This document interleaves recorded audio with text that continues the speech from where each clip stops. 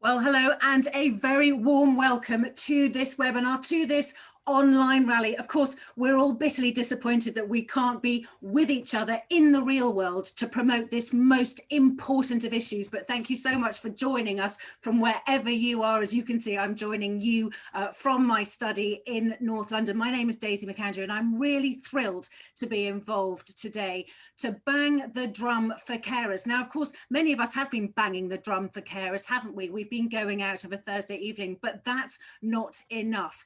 The industry is in crisis. We need names on this petition, and we need to really promote this cause. So thank you from the bottom of my heart for joining us today. Now, before we get stuck in to today's event, I just want to flag up some housekeeping. You can see it on your screen now. The session is being recorded and of course will be shared online in due course. So please do send that far and wide. If you want to get involved, if you want to send us your thoughts, your experiences, if you want to tell us why carers are so important, why you as a carer are supporting this petition, or why you're supporting it on behalf of carers, you can see there the hashtag Time for a Fair Deal. And if you're using Twitter, you can tag us at _FSCC. And of course, you can use the chat function to share opinions and ask questions to find out more information. As I've just mentioned, the name of the game today is to get numbers on this petition up to that magic 100,000. You can see we're doing brilliantly. We're on 21,540, but we need more signatures. We need you to support us in that. And of course, why are we doing this? Well, you see it in the newspapers every day, in the headlines, don't you? This is a story about carers who need your support as they support our loved ones all over the country, up and down the country, but they're not being supported with money. Their income is simply not enough, and there aren't enough of them. We need to get more carers. You can see the headlines there. We need to show them that we support them with more than just words and sentiment, by signing that petition, by supporting this cause, and by persuading the government to do what we're asking them to do. So again, many thanks for involving me in this really important event today, and this most crucial of causes. I'm now going to hand over to Christina McAnee, co-chair of the Future Social Care Coalition and General Secretary of Unison. Christina, thank you for having me today. Give us a bit of background to what today's all about. Thank you, Daisy. So I'm Christina McAnee, I'm General Secretary of Unison, and I want to thank Daisy in particular for hosting today, and to everyone else who sent such great messages of support. I just want to say why we're doing this. So Unison's the largest union for public services, but we're also the largest union in social care. And we've been doing this because we want to highlight what's happening within social care at this point in time. And it's something that, you know, the pandemic has shone a spotlight on what's happening in social care. We've all seen some of the horrendous figures, the horrible stories that have come out of it. And it's now time for us to focus on how we can actually change things and make it better. So we're doing this in recognition of the amazing work being done by care workers up and down the country, day and night. And they're too often described sometimes in the media, but by many politicians and leaders. In one breath, they're heroes for what they're doing, and then the next breath, they're described as unskilled workers. And even although the job is highly complex and really important and hugely demanding. So we're part of this broad coalition. Unison's very happy to be one of the drivers behind this coalition. And we feel it's necessary because social care's time has come. If this isn't the time to change what's happening in social care, then I don't know when is the right time to do it. So we need a revolution in the way social care is funded, delivered, recognised, and crucially rewarded. Too often it's seen as a drain on the economy, and we need to change the narrative. Care is part of the infrastructure of this country. Just as we rely on the NHS or the road network or trains or the energy sector, care is essential to ensure that we can actually function as a society.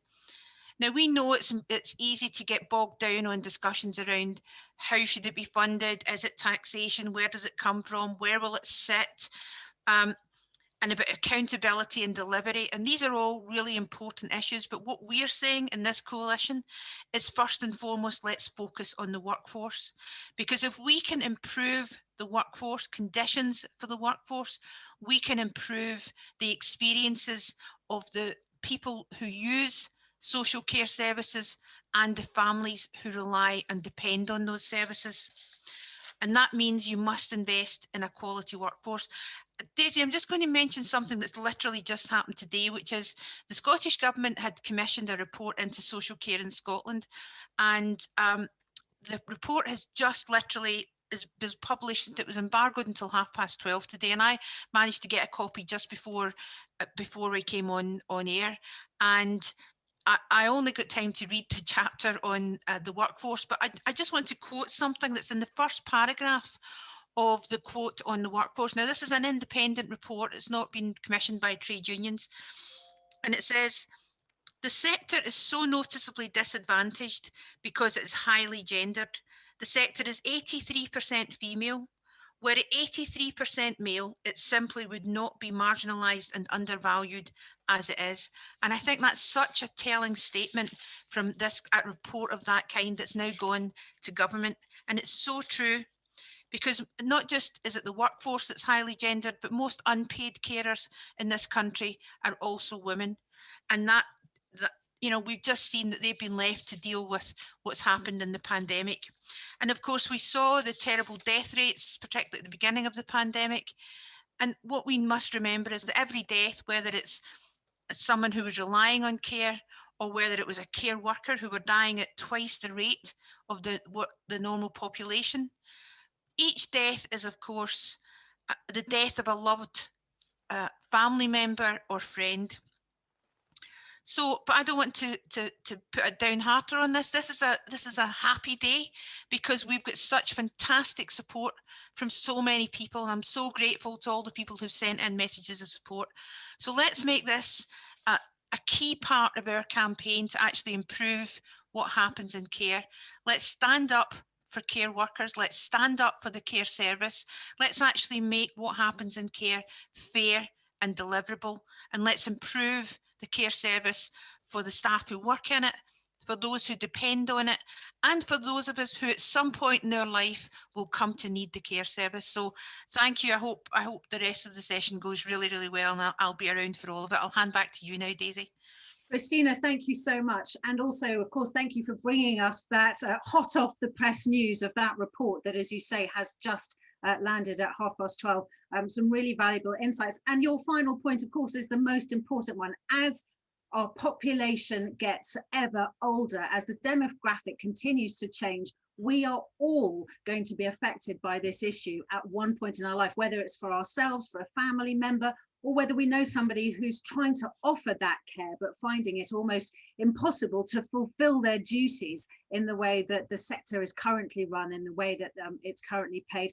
And as you said, at the moment, with COVID being so crucial, with care homes under such a stress, with so many people in the care sector struggling or getting COVID, or as you also said, so many carers themselves putting their own health at risk, it is such an important issue. And I'm so glad to be able to be a part of it today. Christina, thank you so very much.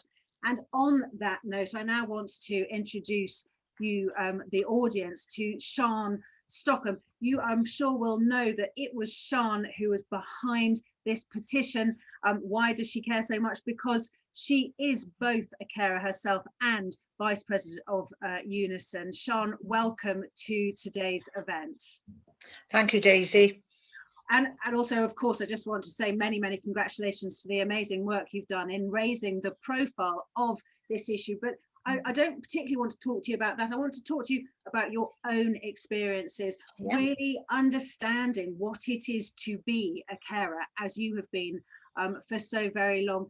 Tell us why you started the petition in the first place, Sian. It was a case of the general public calling us heroes and going out and clapping for us. And let's put those claps and banging of saucepans and everything into action. Let's put it into words. Put your voice onto a petition to say, yes, we value you and we think you should be paid a living wage, a real living wage. And that was the momentum behind it.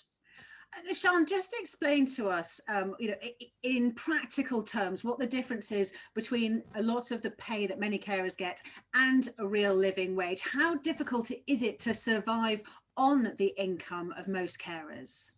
Well, the living wage is, a lot different to the real living wage, and added to that, you can factor in 0-hour contracts where they don't know what wages they're going to have from 1 week to the next, let alone 1 month to the next, and that how can you budget when you don't know what you're getting?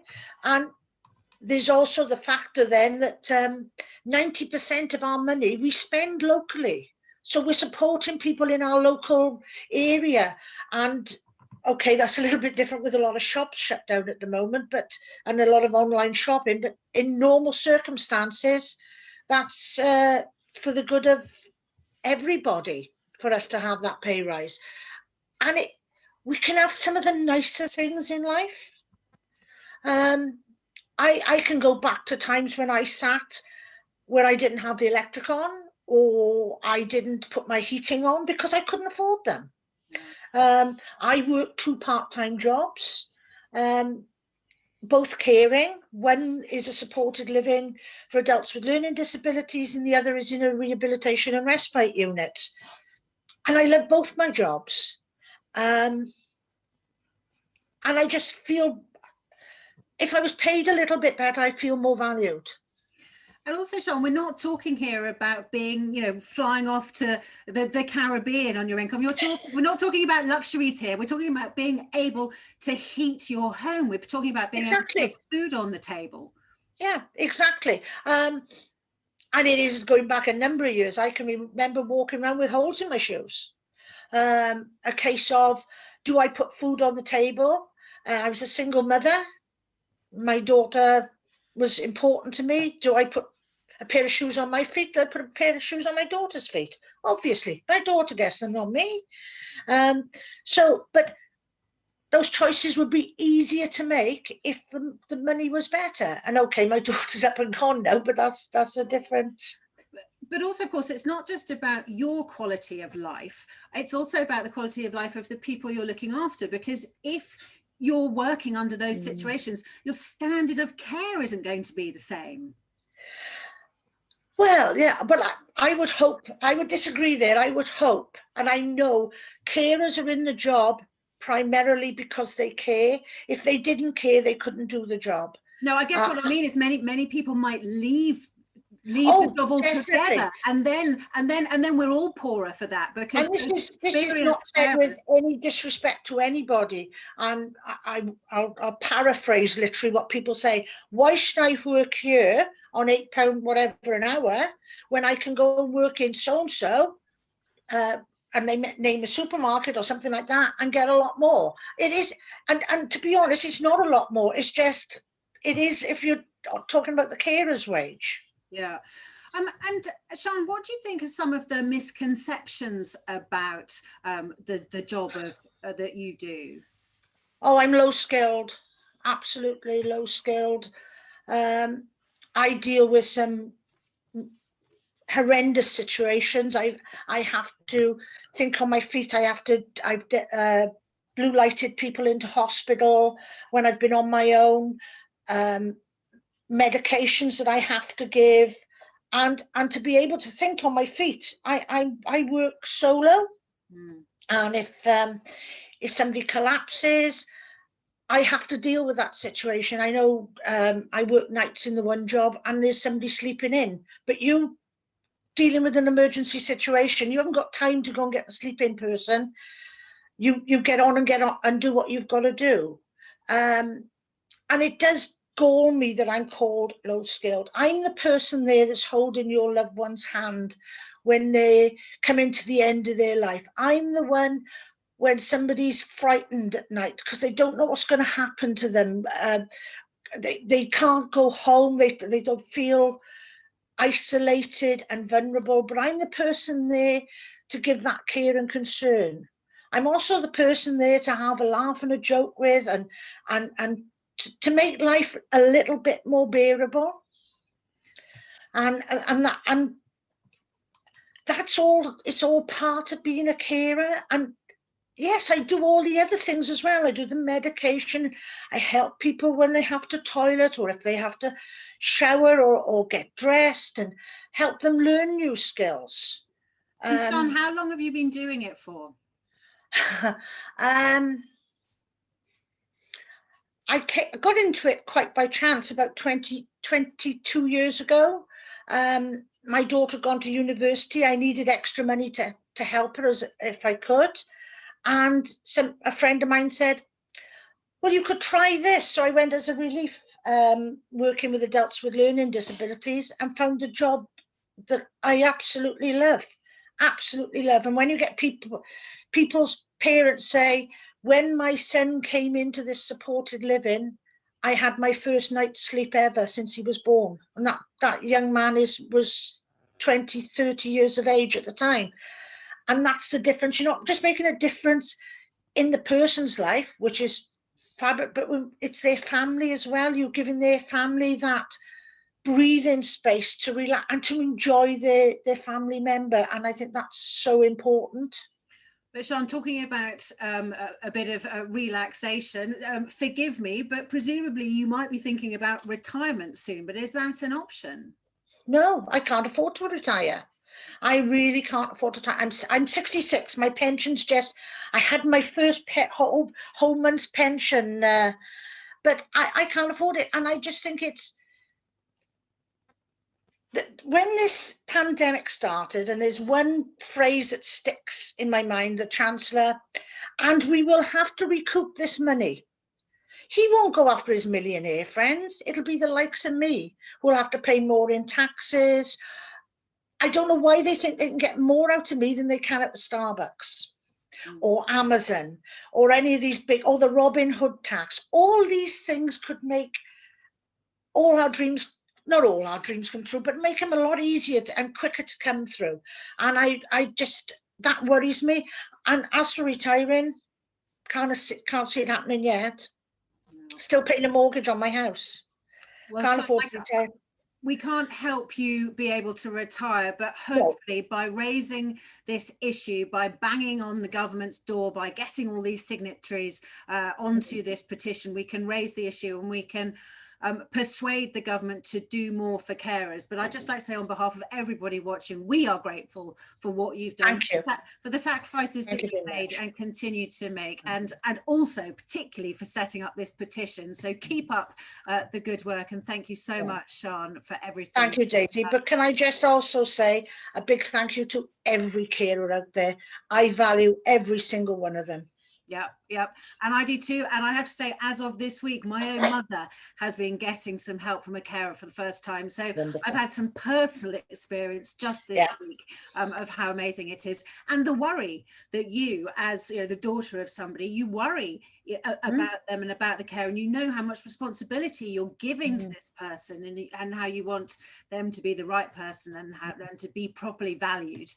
So thank you on behalf of everybody in a situation like myself. Sean, as we keep saying, do sign this petition, do join this cause. Sean, thank you so very much. We're now going to move on to our next item, which is we want you to watch this short campaign video.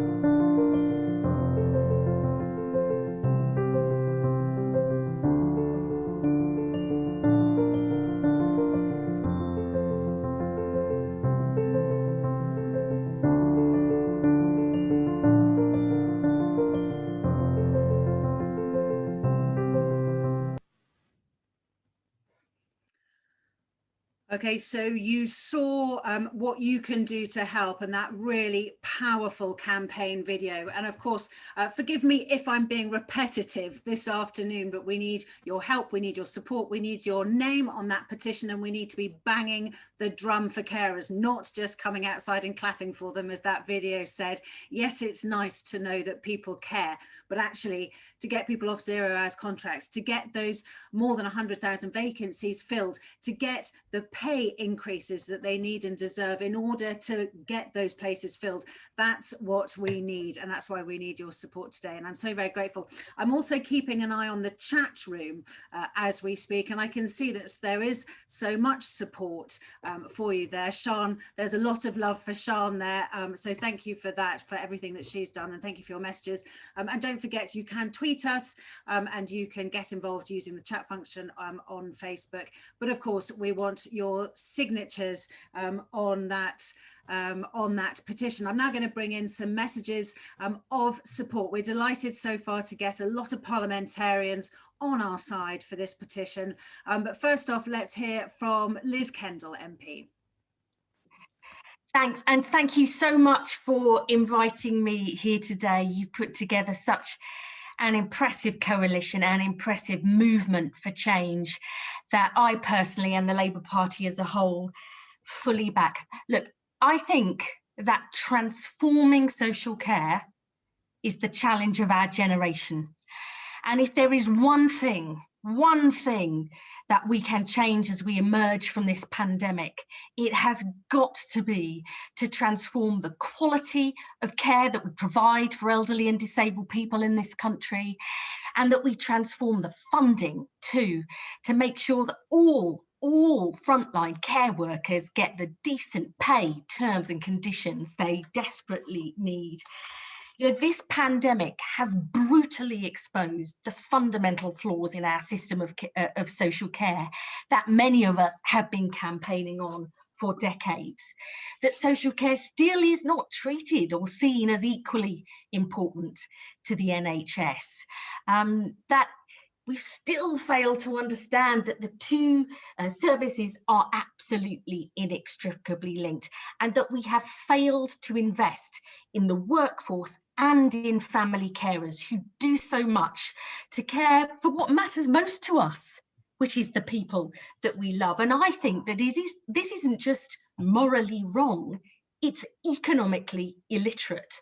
Because if elderly people are stuck in hospital when they could be getting care in their own homes, it costs the taxpayer far more. If 1 in 3 family carers has to give up work or reduce their hours because they can't get the help they need to look after an elderly relative, then the taxpayer has to pick up the bill, the economy loses their skills and talents. And if frontline care workers end up having to depend on food banks rather than having a decent wage that they spend in the local community, as Sian has just said, it makes no sense at all. And let me just say this about the specifics of your campaign. We know that 1.2 million frontline carers, 3/4 of all frontline carers, are paid less than the real living wage. Almost a half of home care workers are on 0 hours contracts. And we have seen during this pandemic that care homes that fail to pay full pay when people are off sick have higher infection levels and higher reliance on agency staff, which makes no sense either. I want to say really clearly that on your 3 key demands, we absolutely agree that social care needs a substantial and immediate injection of cash alongside the longer term reforms the sector needs. We have to have parity of esteem between the NHS and social care, and we need a comprehensive workforce strategy that makes sure care workers have decent pay, term conditions and training. And I would like to see that much more aligned with what happens in the NHS. And whilst some people argue that now is not the time for big long-term reforms, we're all too busy dealing with the pandemic, I would argue the opposite. People need hope. that things will change, that their sacrifices, their hard work, their fear, their stresses and strains from working in the care system will result in a better system in future. And families need to know that they're not going to be so desperately worried about the people they love most. You have my full support. We have a long way to go, but together, I believe we can achieve fundamental, lasting change. Liz Kendall, thank you very, very much. And I just want to remind everybody how grateful we are to have cross-party support. And from my own specific point of view, as somebody that's been reporting and hanging about Westminster for longer than I want to care to admit to, cross-party support is the only way that big changes like this really happen. So I'm delighted now to introduce to you Jeremy Hunt. Thank you very much, Daisy. And it's a real honour to be part of this campaign and to be with you today. And I agree with what Liz Kendall said. We're in different parties, but this is an issue that reaches across the party divide. And this last year has been the year where, if there was anyone who didn't know about the incredible work done by our care workers, it has really come home. And this is a very unique opportunity to really grasp the nettle on social care reform. We did a big report in the select committee, which I chair, last year. And we were very struck by the fact that if you don't look after the workforce properly, you end up with about 30% turnover rates in care homes, 40% turnover rates in domiciliary care. And it's really hard to give good care to vulnerable people if you're having that kind of turnover in your workforce. So I think what Sian said about the grinding pressure of being on a low wage is absolutely right. And I know the government understands the importance of this issue, but I would just say this: the NHS was set up in 1948 by a Labour government. There was cross-party support for the principle of that. Can we make 2021 a year that is as important for the social care sector as 1948 was for the NHS? And to do that, I agree we need a significant increase in funding for the sector to allow increases in the wages paid to care workers. We've gone along with what the Health Foundation says. The Select Committee recommended a 4 billion annual rise to deal with the increasing number of older people, but also increases in the national living wage. We need to do the DILNOT reforms, which have been long talked about, but never properly implemented. And we need to do what we've done for the NHS, which is give the social care sector a 10-year plan so that we can do that proper workforce planning over a long time horizon. And for me, I just finished by saying this is very much unfinished business. I campaigned hard to get a 10-year plan and a big funding increase for the NHS when I was Health Secretary. I wanted to do the same for social care. I said we should do the two together. It wasn't possible, but I know it was the intention of Theresa May at the time to do that. I then moved to the Foreign Office. But you know, it really is now or never. Boris Johnson said on the steps of Downing Street, and I've got his words here, that he said on the moment he became Prime Minister, he said, "We will fix the crisis in social care once and for all with a clear plan. We are prepared to give every older person the dignity and security they deserve." And I think right the way across the political divide, people will agree with those words, but also say, now is the time to deliver on that pledge, to make 2021 a 1948 moment for the social care sector. So thank you for inviting me. Good luck with the day and good luck with the campaign. Jeremy Hunt, thank you very much. And I think everybody can agree with the time, with the sentiment. Now is the time. Now is the time to get on with it. Now is the time when it's needed most. So many, many thanks to Jeremy Hunt. They're delighted now to introduce Lord Victor Adebowale. Thank you very much. It's a real pleasure to contribute to this campaign, and I just thought Sian's contribution said it all. It's about you, it's about your people, Sian, and just thank you. It's real leadership, and I am as offended as you are that anyone would call what you do low skilled. It just is not. As chair of the NHS Confederation, the organisation that represents NHS leaders from across acute, primary care, mental health, commissioning, and ICS, I support the coalition's petition to increase care care workers' wages. It's part of an overall settlement that we so much need for social care in this country, and it's great to see cross-party support for this, because without it, we're not going to get anywhere. But the reason why I'm supporting this petition is because it's simply not acceptable that up to 3/4 of care workers are earning less than the real living wage, and the creation of a 3.9 billion emergency care support fund would go some way towards addressing the injustice of care sector workers' low pay. I think paying social care workers fair pay is important for several reasons, but first, it's an important moral decision about paying people for the value of what they are doing for society. And no one can argue that social care workers haven't given so much during this pandemic, but also before the pandemic and after the pandemic, they'll be there doing so much for society. It's also an important economic decision, because a successful social care sector brings wider benefits to society. It means fewer unpaid carers having to quit their jobs. It means more people getting jobs close to home and spending money in their local communities. And it means more working age adults being able to live independently and in some instances remain economically active. But finally, and possibly most importantly to all of us, it's important to have a well-paid social care workforce, because the NHS cannot deliver quality health services and guarantee patient safety without the existence of a flourishing, stable and valued social care sector. And a functioning social care sector cannot exist without an adequately paid workforce that feels secure and appreciated in their jobs. But care workers are not being adequately paid, valued and appreciated.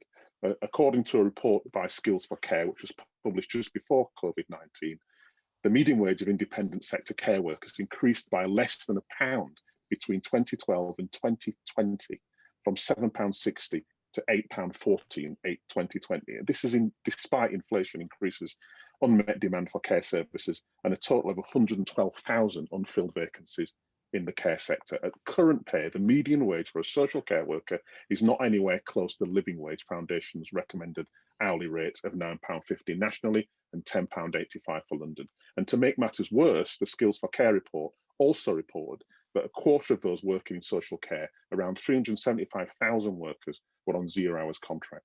The COVID-19 pandemic will have exacerbated these figures. Just as the pandemic has worsened, the experience of care workers on the front line in social care has also worsened. Responding to your coalition's petition, the government claimed that they recognise that the social care workforce has more than ever demonstrated unwavering compassion and dedication throughout the COVID-19 pandemic, but the government must match words with action. And also in their response, the government noted that whilst they do not set levels of pay for care workers, they are committed to putting the social care sector on a sustainable footing. It is self-evident that putting the social care sector on a sustainable footing is urgently needed. Doing so would likely improve the pay in terms of social care workers. And this is because local authorities and independent care providers are currently suffering enormous and untenable financial pressures. The NHS Confederation has been vociferous in calling for the government to establish a long-term system for the funding of social care. And I'm really proud that the NHS Confederation led the Health for Care Coalition, a group of 15 national health organisations, including the Royal College of GPs and the Richmond Group of Charities. I'm proud because it's really quite unusual for one part of the public sector to call for additional funding and long-term reforms for another part of the public sector. But health leaders across the NHS and the charity sector wanted politicians to realise how important social care is to the NHS and to stop dodging one of the biggest challenges facing society in the 21st century. Only last week, the Health for Care Coalition published its latest report on the need for the government to fix social care once and for all. And just as Boris Johnson promised he would in his first speech as Prime Minister on the steps of Downing Street in 2019. Unfortunately, it's still uncertain when the government will fix social care and put the sector on a sustainable financial footing. But as we speak, care workers are under unprecedented and incredible difficult circumstances for less than the living wage, exercising incredible skills.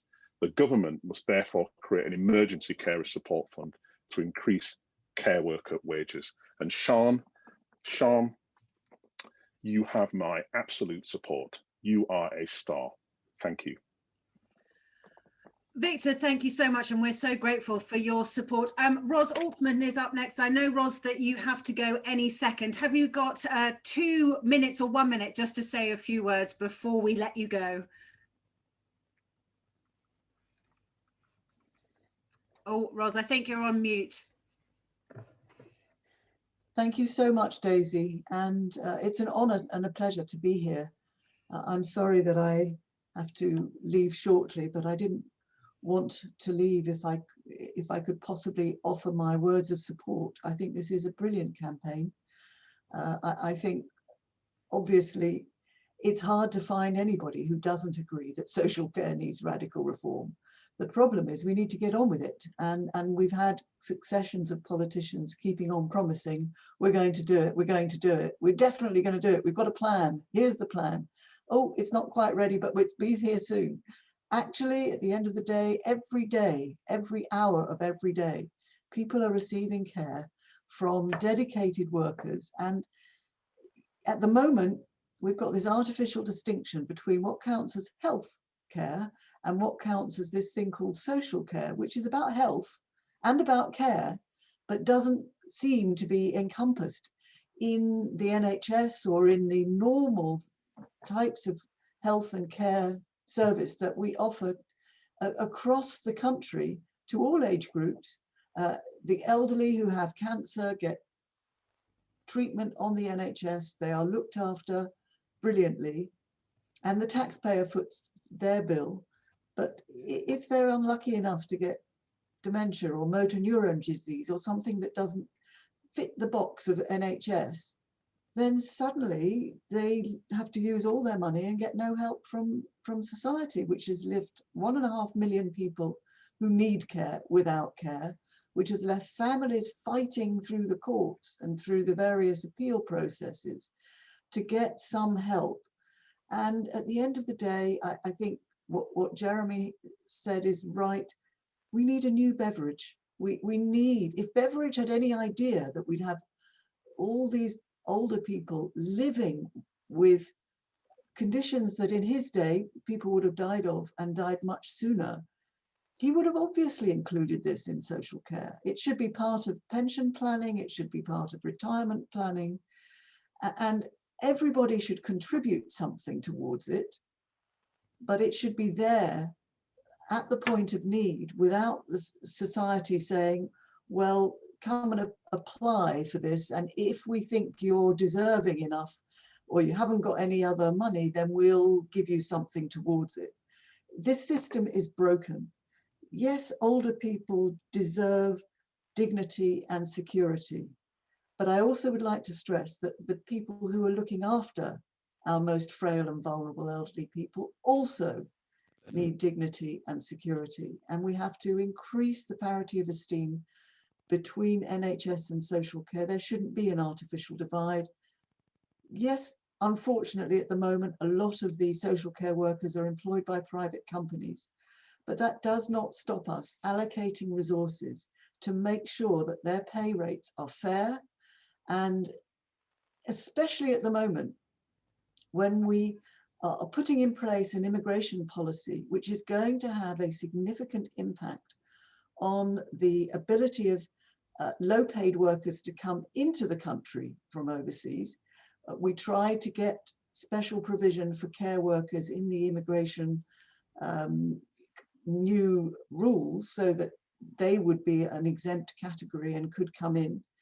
The answer was, well, let's pay our care workers more. I totally agree, but then you've got to make the money available for that to happen. It's not going to come from nowhere. So I totally support this campaign. I think it's brilliant. I would love to see it succeed. I hope we are going to get a fair solution and resolution for care. Thank you all. I'm sorry I have to run, but well done on all you're doing. Thank you. Thank you so much, Baroness Ros Altman, and thank you for joining us, and apologies that we are running a bit late. But I think the reason we're running a bit late is because so many people have so much to say about this issue, which is, of course, fantastic. And what we need to see is this issue going up.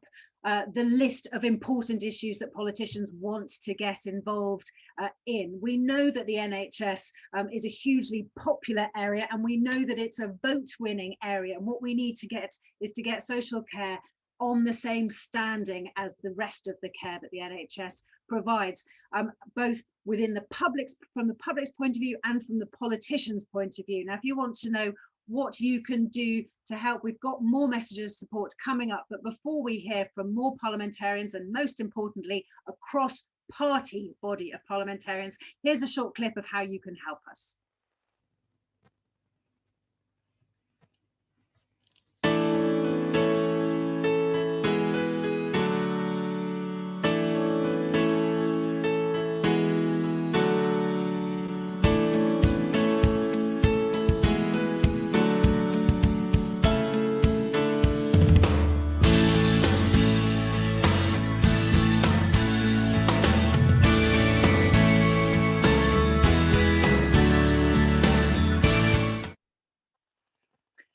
So much help that we need, both to promote this issue and to really ram it home to politicians how much we all care about this. And of course, as I've said before, it's going to affect all of us at some stage or another, whether it's directly or indirectly. I'm delighted to say we've got more parliamentarians willing to support us. Angela Rayner, over to you.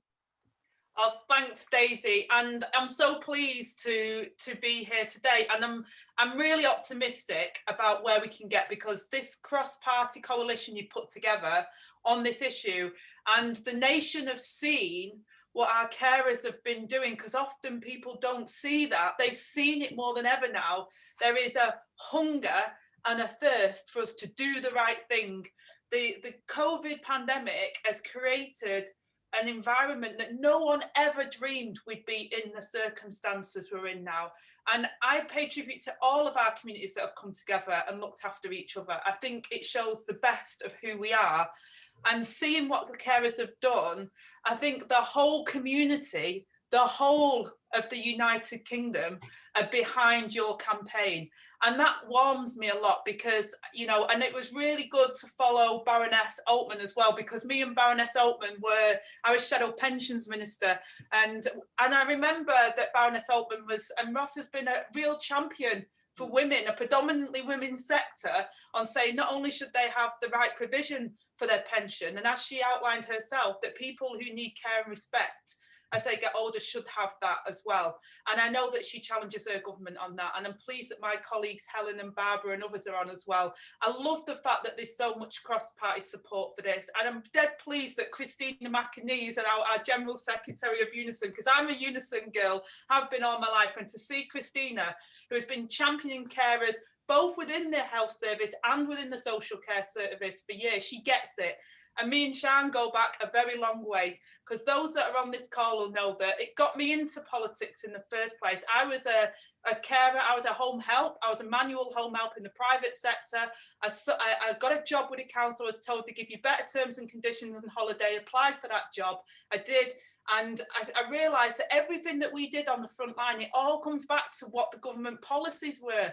And I couldn't understand why people didn't see that paying carers appropriately, giving them the resources and looking after people in their own homes saves the taxpayer so much money. In the end, this is an economic argument, actually. It's not, can we afford to pay and to look after our carers and look after our social care sector? We can't afford not to, because we're paying above the odds now, and we're treating people without the care and respect that they deserve. That generation that gave us the NHS, that generation that gave us the social housing that we've got, the whole framework that our society is built on today, is that generation today that need us to put in place, like they did with the National Health Service, a national care service that is going to look after them and look after our carers, because they do such an important job.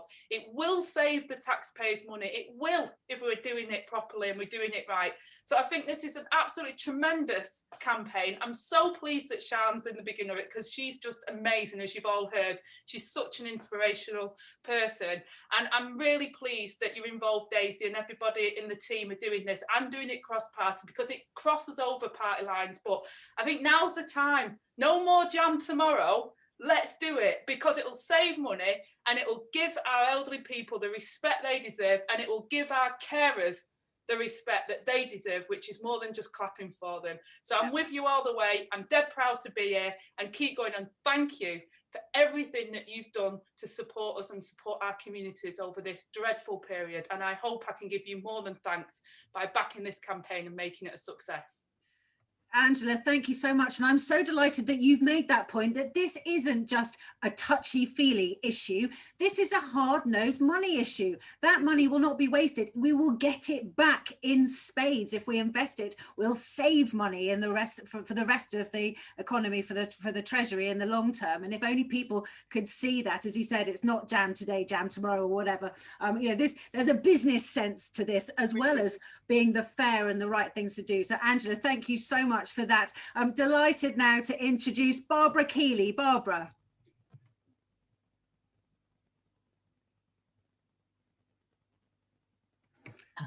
Yes, it's an honour to be part of this campaign because it's so timely.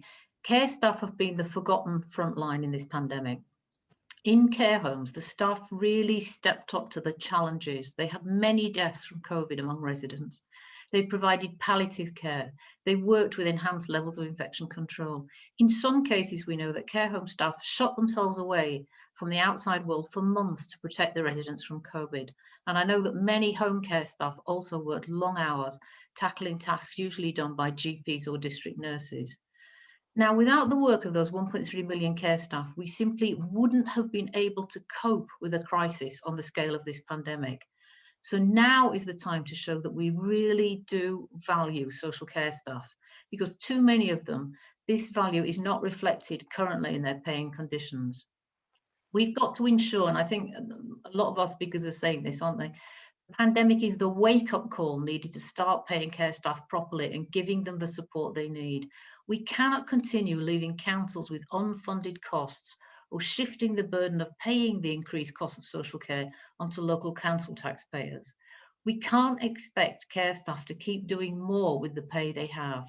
They should at least be on the living wages recommended rate. And it's staggering that 3 out of 4 care staff are paid less than the real living wage. Given everything they've done this year, we know that. Now, we can't expect staff to deliver the best care possible if they're worrying about whether they'll be able to pay their bills. And we heard from Sian earlier that that's the situation she was in. We can't expect either that that gap in funding can be fixed by repeated one-off injections of cash to local councils. They don't fill the hole in social care funding. This year, injections of cash to councils had to be spent on PPE, infection control, and cover for staff who were self-isolating.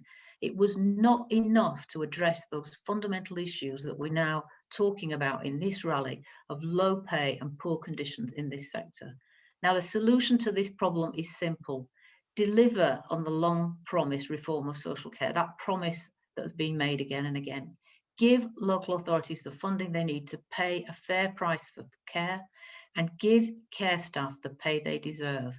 And let's have everyone backing Sian's petition and signing that petition. Thanks, Daisy. Barbara, thank you so much. And again, we just want to say many, many thanks to so many parliamentarians from across all parties who are supporting us today. And that is the only way that real change is going to be made. And as we keep saying, this is not a false economy. It's a false economy not to give pay workers a decent living wage, because we lose all that wisdom and experience and we have to train people up from the bottom again. So many, many thanks to Barbara there. Delighted now to introduce Helen Hayes MP. Thank you so much, Daisy. Sorry, struggling to unmute myself there. I'm so glad to join this campaign day today, and it's great to see Angela and Barbara and other colleagues giving support as well. I'm an MP, a Labour MP for Dulwich and West Norwood, which is in South London, but I'm also co-chair of the all-party parliamentary group on adult social care. And in the last Parliament, I sat on the Select Committee, which did a big inquiry on adult social care and all of the funding problems. So I've have some knowledge of this sector and of the importance, the vital importance of this campaign. During the first wave of the pandemic, the all-party group was meeting every single week with our steering group, which is made up of people who receive care and providers of care from quite a wide cross-section of the sector. And every single week, that was a reminder of the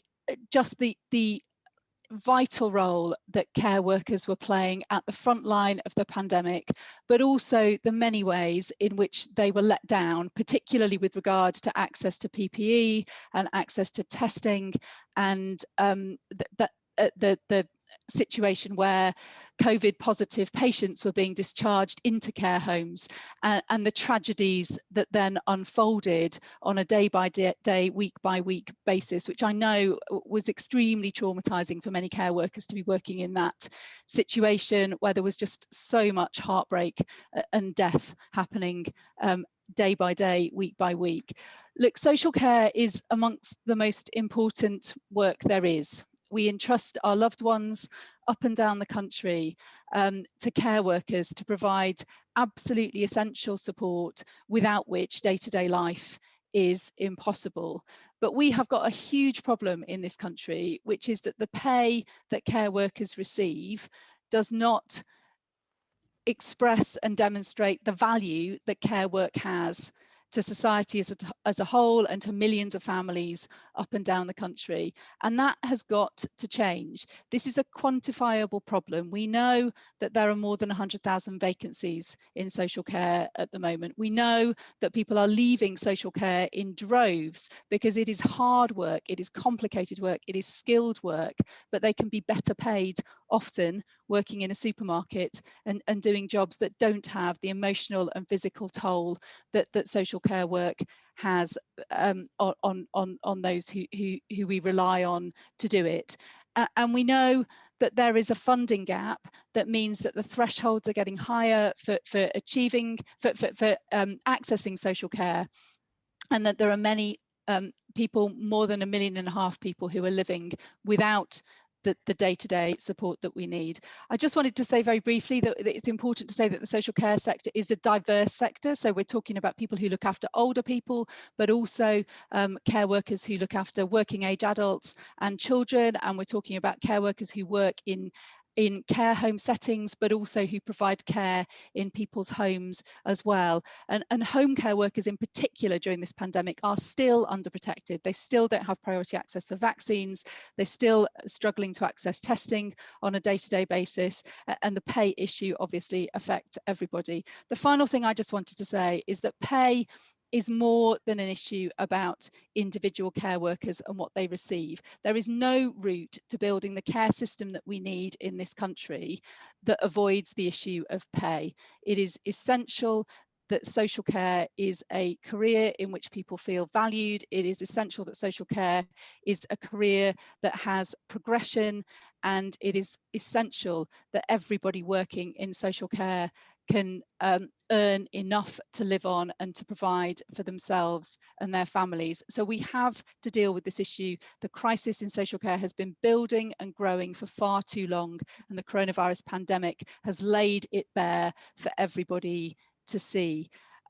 So we can't clap for carers and then just accept that any carer in the UK earns less than the real living wage. And that's what this campaign is about. Sian, your work is inspirational, and it is fantastic to see the head of STEAM that this is building now, and the cross-party support building for change in social care and for a fair deal and for fair pay for everybody who works in this vitally important sector. Thank you so much.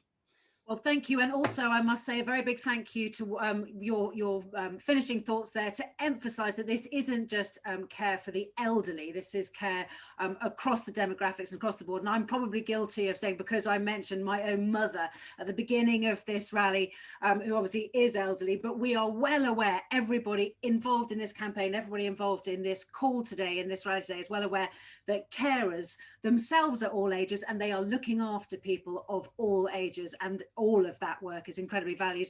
Helen Hayes, thank you so much for joining us today, and thank you for the work that you are doing and the support that you're giving us. I can see lots of you have been posting messages on the chat function. Thank you so much, and please do carry on doing that. If you go onto the chat function, you can see there how you can help this cause. There are links there to the petition which you can sign. There are instructions of how you can tweet your MP or write letters to your MP or support this campaign in other ways as well. So many, many thanks for all the people who've been joining us today already and for those questions. And we've got 2 panel discussions coming up now, which I'm really delighted. And again, I want to emphasize the cross-party element to that. And obviously by that, I mean the people who are supporting us, the parliamentarians and others, come from all different political parties. And that is so important because there isn't any campaign that's ever been successful, really successful, without it having support across the House of Commons, across the House of Lords, and obviously the support of unions. So we're really grateful for that cross-party support, and we know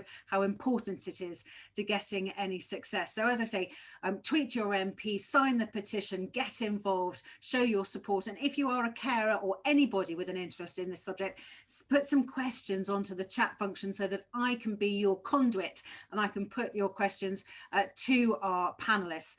And again, thank you to the parliamentarians. And we've got coming up a little bit later some really big names, not parliamentarians, big names from the world of showbiz, from the world of comedy, from all over, who are also lending us their support. So look out for that a little bit later. I'm now going to introduce our first panel discussion. And we're really, really pleased to have with us Nadra Ahmed, OBE from the National Care Association, Kelly Andrews from the GMB Union, Peter Hay, CBE from Turning Point, Stephen Dorrell, of course, former Secretary of State for Health, Caroline Abrahams, Age UK and Care and Support Allowance, and from MENCAP, Jackie O'Sullivan. A very, very warm welcome to all of you. And thank you for joining the panel, and thank you for lending your support. And as I've said, if you're watching and you want to send any of the panelists questions, use the chat function, and I will hopefully get through as many of those comments and chats just over the next few minutes. Just a little update. We have already got more than 200 more signatures onto the petition just in the last hour or so since we've been going. So that's a great start, but it's not enough. We want to get up to 100,000. So please, please keep signing that petition. I'm going to throw a few comments at our panelists now that I've just had through. Sorry, excuse me, you can probably see me. I am scrolling through them on my phone. I've got so many screens. Again, people emphasizing carers don't just care for elderly people. I hope that we've made that point really loud and clear, and how grateful we are. Thousands of care watchers watching now. Victor says the private care sector needs to decentralise and reform to make it, the private care sector, more accurate, accountable, transparent in providing the basic support, pay and effective workloads. And of course, this is something that it's a difficult area for the government, and sometimes we feel that the government hides behind the private sector in that. So be very interested to hear my panel's comments on that. Another comment that's just come here from Esther. I have to work 50 hours a week as a care worker in order to provide basic needs for myself and my 2 children. At the same time, they're at school. It's very, very hard. Totally understand those points. Let's come to the panel now, and I'd like to bring in Nadra Ahmed. Good afternoon to you. Nadra, an opening thought from you about this campaign, and is now the time when we're finally going to see some real change? Good afternoon and welcome to everybody who's listening to us today, and do sign up. That's the key message here. I think the time has been right for some time, but this is probably a time where we could move much quicker than we may have been able to. Social care it's a very rich and a very complex patchwork quilt of support services for some of the most vulnerable people in our nation. And we have an enormous debt of gratitude to the workforce, who I think it was Anna White who put up, are awesome. They actually are awesome, because the work that they've been doing through this pandemic has just amplified what they do every single day and have done. I've been in the sector for nearly 40 years, and I used to run care services myself, and I've seen it firsthand. I learned from the ground up what care was all about. So this is the time for reform. I think the failure to do it is really not an option now. I think some of the promises that have been made need to be fulfilled. We need to professionalise our sector in a way so that there is parity of esteem, that we can actually talk about a professional sector rather than unskilled, which is grating on the nerves of all of us who watch the work that goes on.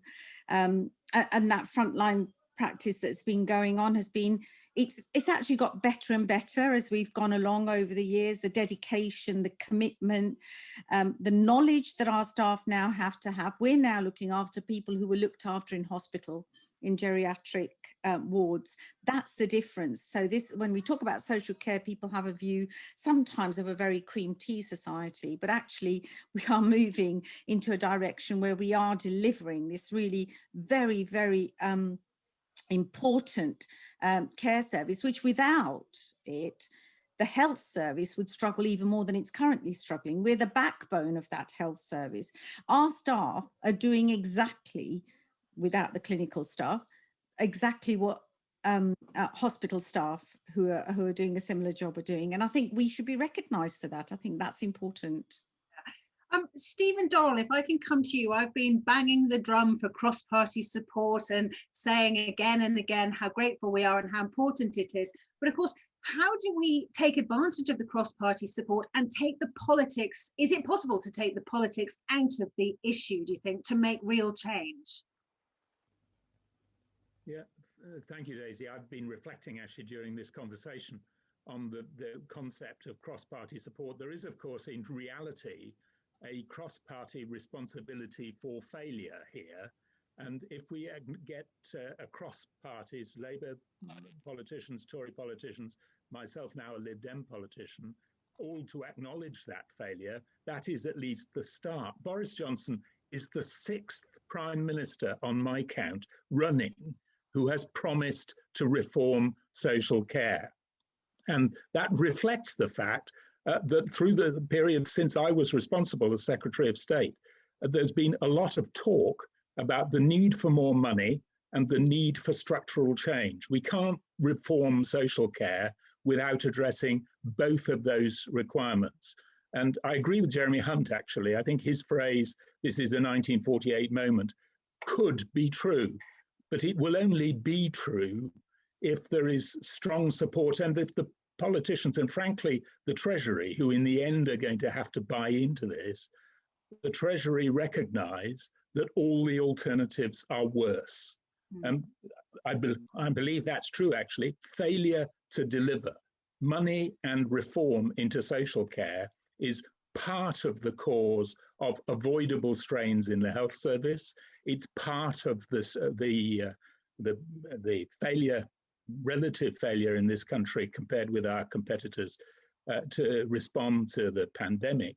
It's because we haven't funded social care and put proper structures in place. If we can't do it now, I fear we never will. We must. Yeah, we really, really must. I think everybody can agree on that. Kelly Andrews, are you optimistic, as Stephen Dorrell seems to be, in almost a pessimistic, it's now or never? You could say that's optimistic or pessimistic, but do you feel that this is a turning point? And again, similar question, how do we get the politics out of it to make real change? Yeah, I think, Daisy, optimistic maybe a little bit too much for me at the moment. Just to give background, I actually worked in social care before I was a GMB officer, who now look after social care. And I agree with Stephen, there's been Prime Minister after Prime Minister promising to resolve the problems of social care, but it continually stays into the too difficult box. Yeah. And nobody is really coming out with the solutions. We all have the same conversations over and over and over again. I completely agree with Nadra about the professionalism of the workforce. And absolutely, when we talk about social care, it is not just about social care workers who work in the care homes, it is the social care workforce, the sector. We know, because many of us have worked the roles, we know how challenging the sector has been. The last 12 months for social care workforce has seen, a lack of PPE, a lack of sick pay, paid minimum wage, and they've been in a crisis for the last 12 months. So we need to have a revolution in social care, but it actually needs everybody to come together and show what can be done, because there is and there should be a light at the end of the tunnel for social care, because we are now, the public are recognising the importance of social care. Care workers across the spectrum should not be saying, I am just a care worker. They should be absolutely proud that they are a care worker, because without the care workforce during the last 12 months, we would have been in a bigger crisis than we have been, because without the likes of Sian and other members of the unions, the GMB and the non-members providing the most difficult of care, and some of the stories that we have had back from our members in this last 12 months have been heart-wrenching. People should never have gone through what they've been through throughout this COVID crisis. So it is now that we make a change. We use what has been the most difficult 12 months to really fight for and challenge and change social care. But I genuinely believe that we have to come together cross-party to make this work.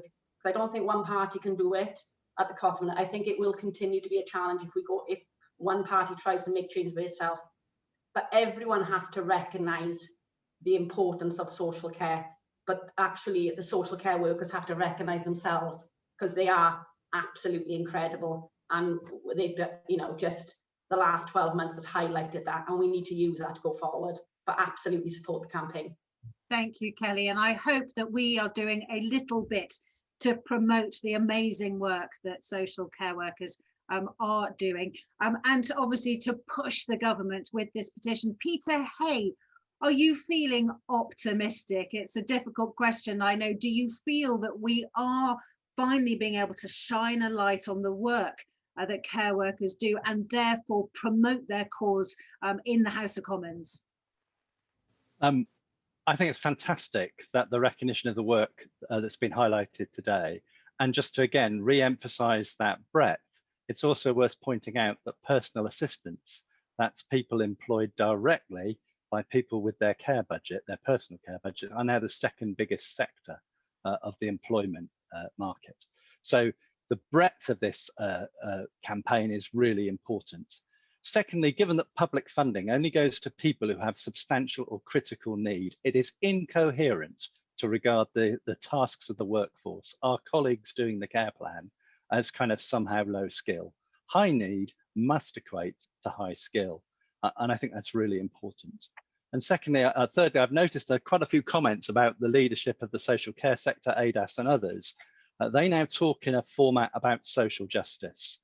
The local trust pulled out that actually the people living in the neighbourhoods that are labelled left behind are most likely to be working in health and social care. The employment issues that we're talking about here today are a social justice issue. And I don't think this is something you can opt into. I think this is integral to why many of us personally are in social care. And I don't think you can divorce the two. So actually, I think that's why this broad coalition asking for an urgent uplift in pay and the broader attention to reform that we're talking about is really vital.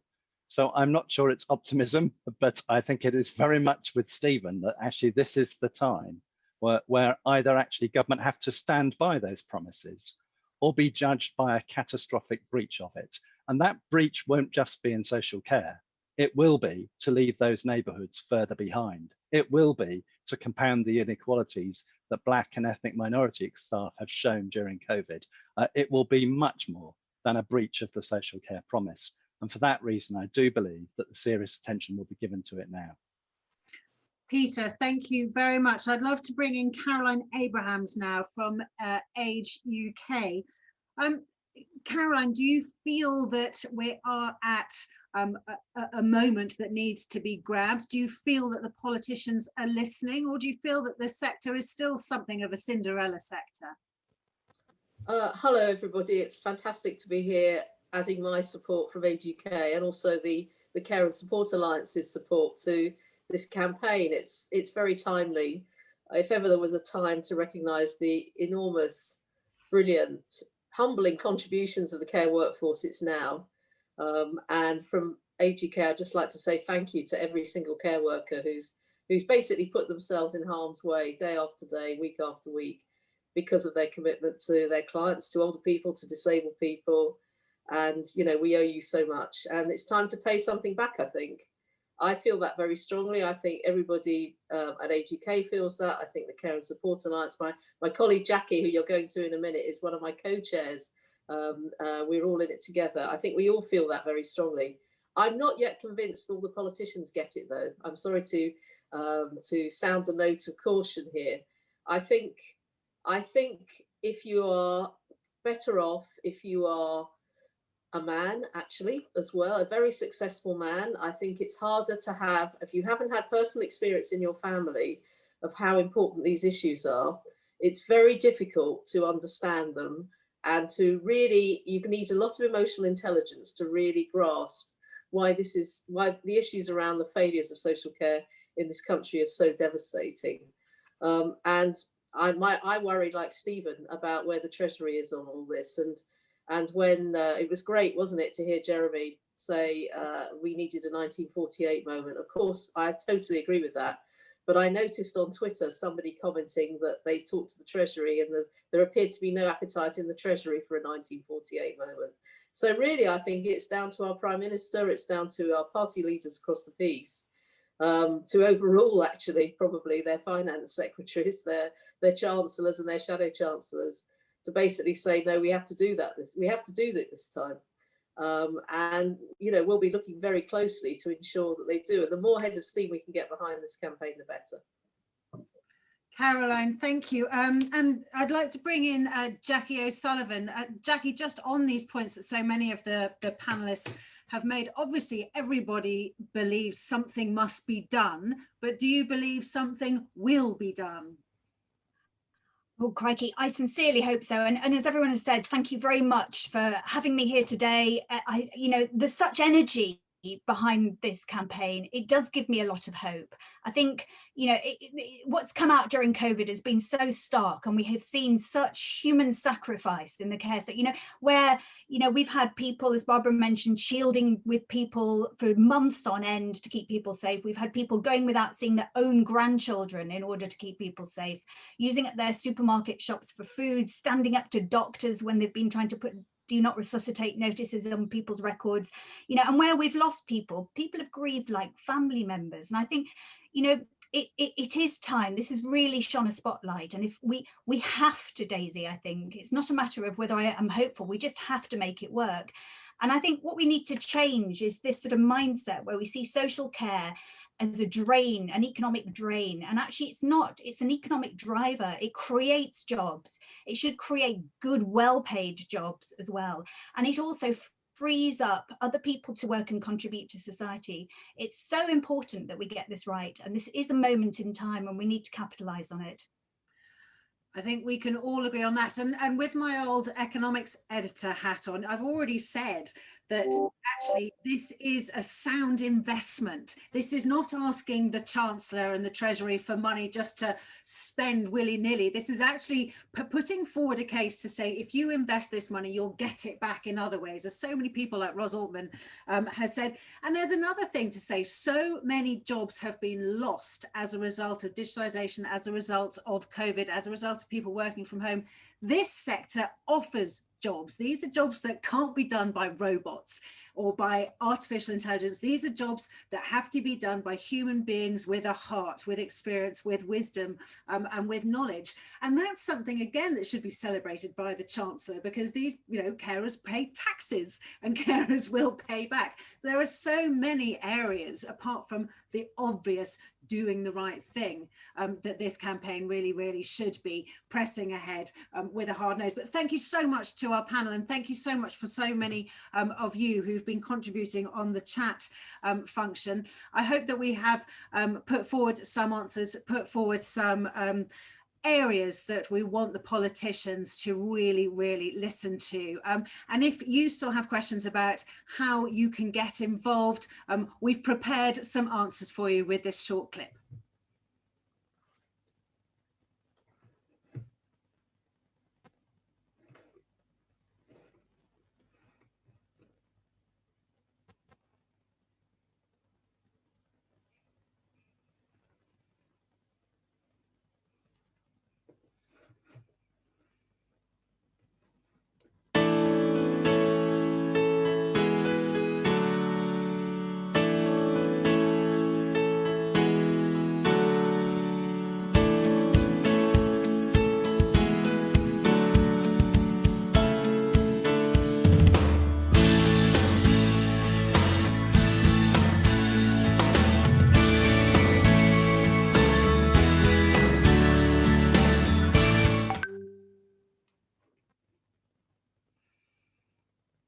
I have a feeling that we're having a few technical problems. Apologies if some of these videos aren't being played. Obviously, we're all trying new ways of doing things at the moment. We're all trying to do what should be a rally in the open air with megaphones, with crowds, all the things that we would have done pre-COVID. So please forgive us if these new ways of doing things, if the new platform isn't quite working brilliantly.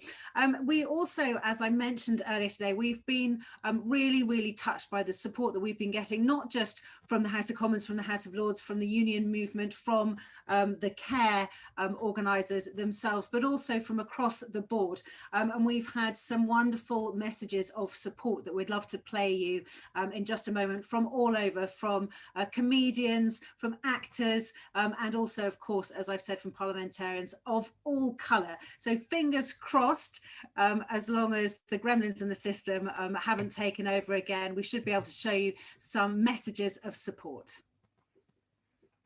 Hello, this is Joanna Lumley, and it's just to say that I'm backing Unison's call for a living wage for all the care workers. The important thing about care workers is that they seem to be the invisible part of our nation's health system. They look after millions of people, they do it for practically nothing, and some of them for nothing at all. And it seems massively unfair that they're the forgotten ones, these people who do so much for so many people, so selflessly all the time, 24/7. That's what care workers are. And so I support this campaign, and to the care workers themselves, I send all my thanks and admiration and affection. And thanks to you, the country's keeping going. So bless your sweethearts. And as Patsy would say, cheers, sweeties. Thanks a lot. Hi, I'm Dny Burnham, Mayor of Greater Manchester. I'm sorry I can't be with you today, but I wanted to send a message of support to the thousands of people gathering across the country to support Pay Fair for Social Care Day. I've been campaigning for social care reform and for fairness for the people who work in social care for many years, but the coronavirus pandemic has shone an even sharper spotlight on the very real struggles of our social care system. We cannot go on undervaluing staff and underfunding care. Caring for our loved ones, for our mums and dads, for our grandparents, should be one of the most valued professions in society, the highest calling that people can answer, looking after other people's relatives. It's about time the government started treating it that way. So I'm backing the Future Social Care Coalition's calls for parity of esteem for social care within the NHS, a comprehensive social care workforce strategy, a substantial and immediate funding boost for social care, and in the longer term, funding reform to make the system fairer and sustainable. There has never been a more urgent time for the government to back a fair deal for social care. It's time to pay fair for care. I work for the national older people's charity Independent Age, and we hear from people on a daily basis about the importance that social care can play in their lives. We know that when they receive good quality care from trained professionals, that it can really enable them to live the lives that they want to live. However, what we also know is that professional carers earn a really low salary, that they aren't given training or development opportunities, yet they do one of the most important jobs. We know that the reality of that on the ground for people in later life is that they often receive multiple carers coming at different points in the week to do really intimate tasks like washing or helping them to dress. And that's because the social care system doesn't retain the brilliant people within it. We really support the Day of Action today. Social carers need to be paid more, and they need to be supported with training and development opportunities to keep them in this really important sector, which already has too many vacancies. This awful pandemic has reminded us just how amazing carers are. They're on the front line, putting themselves at risk to look after our loved ones. Yet too often, they are forgotten and ignored by people in power. We simply don't pay social care workers enough for the difficult and important work they do. We have to start valuing carers properly. As COVID has shown, caring for people's health doesn't stop at the hospital exit or the GP surgery door. We can only truly protect the NHS if we stand up for carers too. So it's time for a fair deal for social care, with immediate emergency funding and a cross-party agreement for its long-term sustainable future. I and all Liberal Democrats will stand up for carers and lead the way to a more caring society as we emerge from this pandemic. The pandemic has been an important reminder of who does the really useful work in our society. In an ageing society like the UK, social care is absolutely indispensable. But the devastating situation in care homes during the pandemic is a reminder that a decade of chronic underfunding for social care has brought the system close to breaking point. Care workers on the front line of the pandemic have faced increased exposure to the virus and have had to work twice as hard due to long-standing staff shortages in the sector. When I've talked to staff from care homes, it's clear that they're under incredible pressure right now. They've been overworked, overstretched, overlooked, and undervalued for too long. Despite an incredibly demanding job, almost 3/4 of UK care workers are paid less than the real living wage. That's outrageous. It's time for a fair deal for social care, and that starts with fair pay for care workers. We need to end the scandal of key workers earning anything less than this. We need to ensure that our social care sector has the increased funding it needs going forwards, and we need to implement a comprehensive social care workforce strategy to improve pay, conditions, and training for social care workers. I'm supporting the Fair Pay campaign because we pay tribute to care workers, we applaud care workers, but then we neglect to actually not only pay fairly, but train fairly, recognise and acknowledge fairly the incredible role they play. Time at last to get a coherent policy together that actually ensures that the funding's available, that the support's available, and that people are paid in a way that recognises the essential role that they are playing in caring not just for elderly people, but for people with disabilities as well, and providing the ladder that allows people to progress in work, just as we do within the health service. I applaud what's being done, and I add my complete support to this campaign. When my mum had a stroke a few years ago, her care workers were her lifeline. And I've heard so many amazing stories from constituents about care workers who have gone above and beyond what anyone else could even imagine during this pandemic. Yet far too long, social care workers have been undervalued and underpaid. So much has been said about building back better after the pandemic. But better change must mean fundamental change. A change that sees social care workers valued as highly as NHS workers and paid at least the real living wage. The government needs to stop turning its back on social care. It's time for a fair deal for social care. In the middle of the public health crisis, it's genuinely hard to overstate the importance of our care workers in society. This pandemic has shone a devastating spotlight on just how important our incredible care workers are to society, but that importance simply isn't reflected in their pay, in their training, or in their conditions at work. It's absolutely clear that social care needs an immediate and significant funding boost to ensure that staff receive a wage that reflects their true importance and expertise, as well as the time and resources they need to provide the top quality care that our vulnerable citizens deserve. It's time for a fair deal for social care, which is why I'm delighted to support the joint Future Social Care Coalition campaign and the Pay Fair for Care Day. We owe a huge debt of gratitude to everyone working in social care. It's so important that people who need it receive support so they can continue to live in the heart of the community. It keeps the pressure off acute services, but most importantly, social care provides protection, prevention and rehabilitation to the most vulnerable among us. It's time to come through and deliver on the promise that social care will take up its position alongside and of equal esteem to healthcare. Less visible can no longer mean less important, and it's time for a fair deal on pay. The allied health professions value working in social care and alongside our social care colleagues, and we are proud to be part of this campaign. Hi there, Jo Brand here. Apologies, lockdown haircut alert.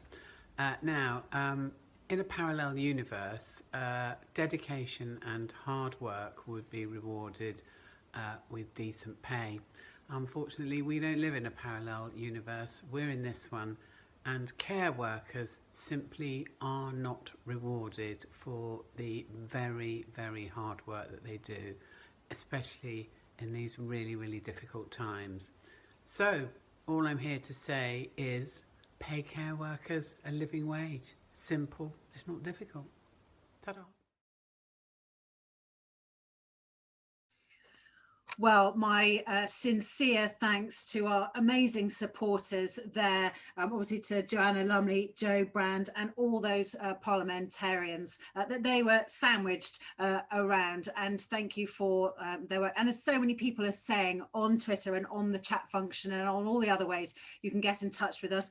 This isn't just a clap for carers. This is a movement that we really want to see some results. This crisis has shone a light on the work that social workers, social carers do, and we need to not waste this opportunity to continue to fight for a fairer wage, for better conditions. And also, of course, we haven't mentioned it that much, but there are so many vacancies within the sector, which of course just means it's harder for those who need the care, and it's harder for those who are still providing that care, albeit most not on a living wage or a wage that really does reflect the work that they do. So my thanks to all our supporters, and I'm going to introduce our next panel discussion now. Really delighted to welcome back Christina McAnee, who we heard from at the beginning of today's online rally, Phil Hope, who is the co-chair with Christina of the FSCC and former Minister himself for Care Services, Jonathan Steele from the Royal College of Physicians, I should have said Dr. Jonathan Steele, and from Autism at Kingwood and Better Pay for Social Care, Kate Allen. Very, very warm welcome to you all. Phil Hope, if I can come to you first. We sort of all know what the problem is, and we think we know what the solution to that problem is, but how would you see progress in this area? Thank you very much, Daisy. I'm delighted and honoured to be the co-chair with Christina of this campaign, and it's been fantastic listening to the rally today, and just amazing spread of support. And I want to emphasise that the importance of not only cross-party political party, but we've had employers, we've got trade unions, we've got charities, we've got campaigners. It reminds me, back in 2008, when I was the care minister, we ran a thing called the Big Care Debate. Some people viewing may remember that. That was 14 years ago. It did lead to the white paper, Building a National Care Service. So we know that if you campaign hard, you can achieve results. And I think the pandemic has been this burning deck, this moment, as everyone has been talking about, which means we're having this big care debate again. And I'm very optimistic that if we get enough people across all these sectors, all these political parties, to sign up not only to a fair pay for care workers, and that's absolutely right, but please do sign the petition, but let's push for this wider reform of social care so that we get a decent funding system, so that the government gives sufficient money to councils. Councils can give sufficient money to charities and private care providers and their own care services, so that we can deliver this fair pay and indeed meet the needs of people, as Peter Hay was talking about earlier, not just those who have critical and substantial needs, but people who've got other needs that are just being totally ignored and are not being met at all because the money isn't there. And I think somebody has made the point already that the Treasury, I'm sorry, this is a kind of a bit policy wonkish kind of thinking, but unless the Treasury realise that the financial pain of not doing something is worse than the financial cost of doing something, then we have a resistance in the Treasury. So let's put our minds together. Let's not just have lots of people saying it's the right thing to do. Let's get the case right. Let's get the message right to say it's a moral case and it's an economic case to do so.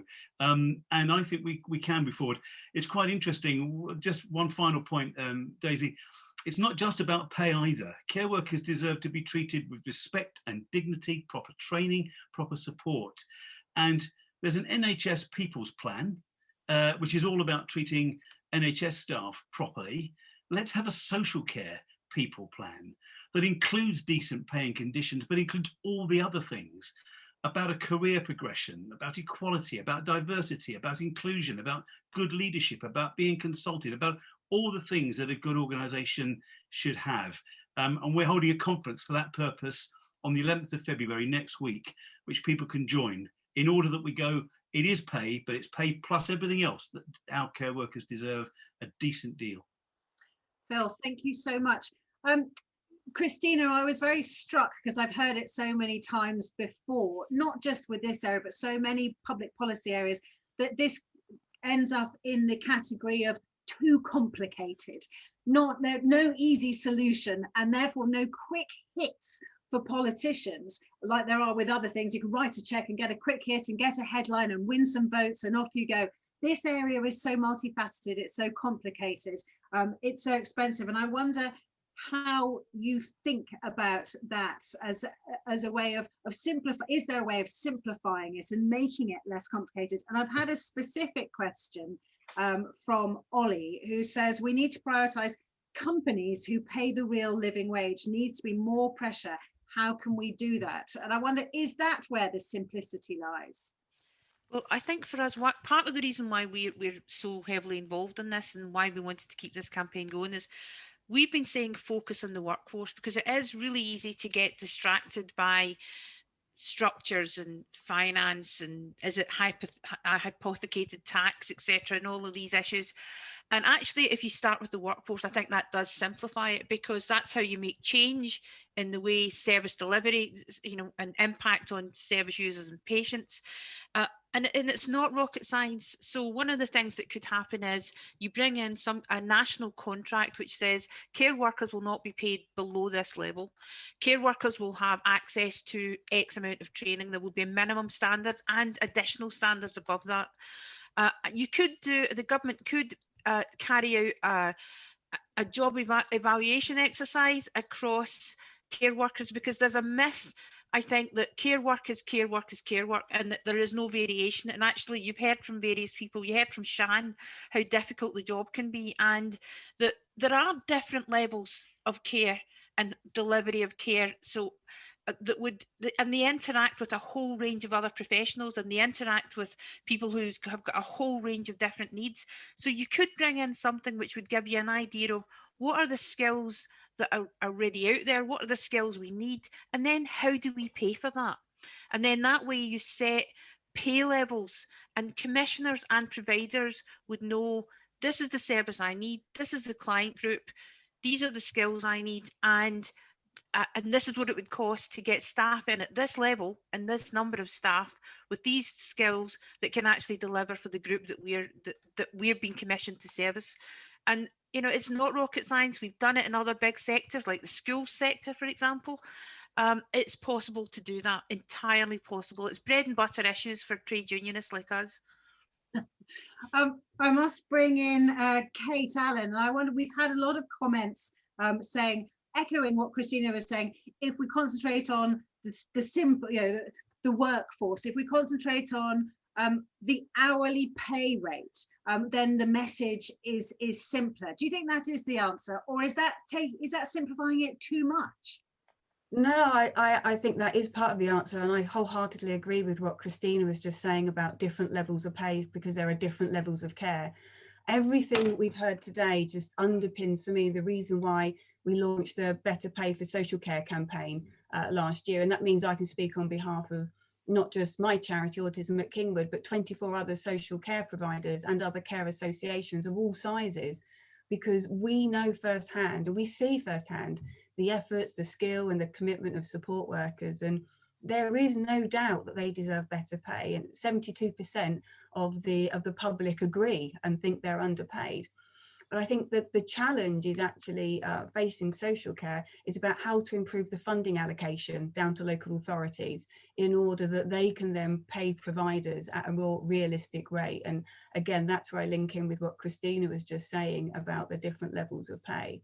And the Better Pay for Social Care campaign shows that with a real living wage target of £9.50, and in order to provide then the pension that Sian mentioned at the beginning, and for employers to pay national contribution, good sickness, good annual leave, and then training as well, it takes that basic rate to £18.05. Now that's before an organisation then considers any overheads they have, things like HR and finance departments and the like. So most often, a lot of charities and certainly providers, and myself included, our rates start well below that. In total transparency, I have rates that start at £16.99.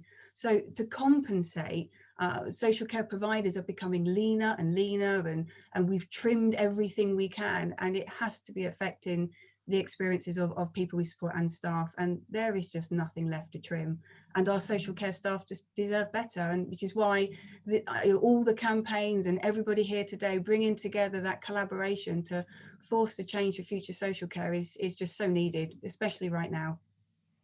Thanks so much. I know that we're having some problems. I did say that Jonathan was on the line, but I think we've had, again, some technical gremlins. So it's not that I'm being rude and not inviting him to take part in that, but I think his line has gone down. So apologies for that.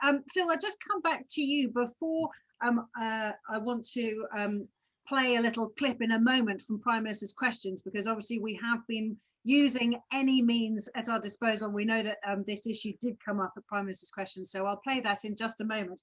But Phil, coming back to general politics, as a politician yourself, obviously we have said again and again we're delighted that this is a cross-party issue, but I do get concerned that the more attention an issue gets, the more political it gets. And if it becomes too political, actually any sort of cross-party agreement starts to wither on the vine. That's absolutely right. And I do think we need cross-party working here. I do think this is a campaign where the issue cuts across all the party political lines. I don't think that if you listen to Stephen Dorrell earlier, if you listened to Ros Altman, if you listen to Jeremy Hunt, indeed if you listen to the Prime Minister, it's not that people aren't saying this isn't something that needs doing.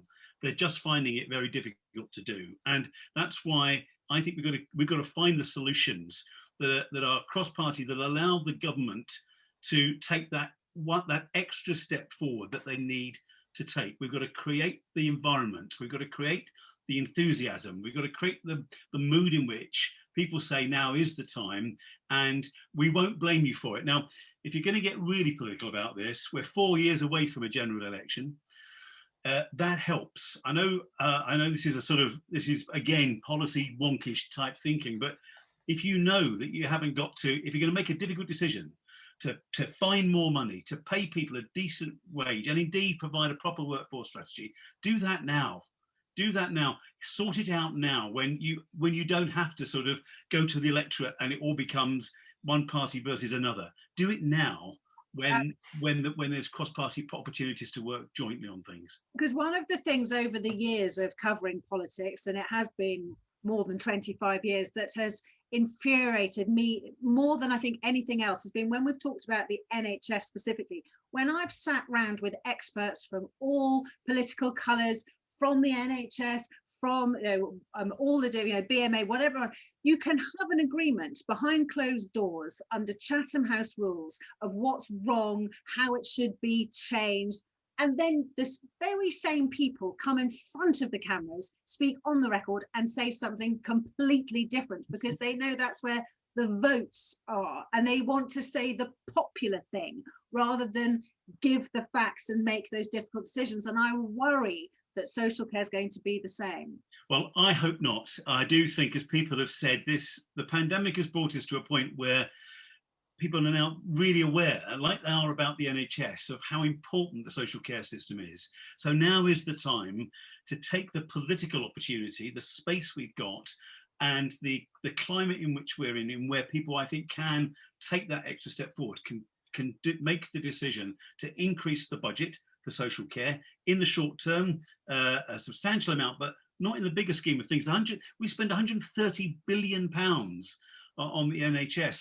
So the amount we're asking for to give care workers a decent pay rate is tiny compared to the vast amount of money that's being spent. So it's doable. There's no question about that. We don't need fancy funding formulas. We can do that here now with the money that we've got.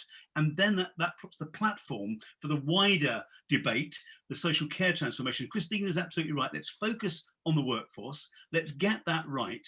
And let the wider debate then can flow from that, because with a good, well-paid workforce, with a social care plan for people, for the workforce to match the NHS, then we can start to see how those systems can work together and how the whole system can then provide better care for the people that we most want the care to be, whether it's the elderly or adults with learning disabilities. And so I do think there's a way of doing this now. And I think we've identified the right next step for those politicians, whether it's in front of the camera or behind the camera, to say, right, now we can do this. And if the Prime Minister, this is what happened under Gordon Brown. Gordon Brown said to me and Andy Burnham when we were in government, Phil, make this happen.